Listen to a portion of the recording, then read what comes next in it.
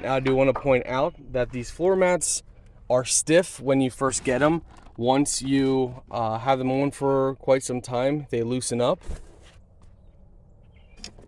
and they're not as stiff looking, but they provide nice soft padding. And you know, if you have dirt or stuff, it doesn't go off to the sides, it stays in here, which makes it easy cleaning. And of course the rear.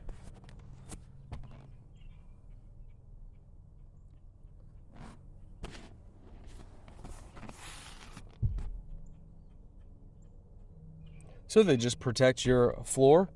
And if you're like me, I like protecting my original floor mats and the floor. We don't want to mess it up, so this just makes it easy and better for cleaning and not ruining our floor mats underneath and our carpet.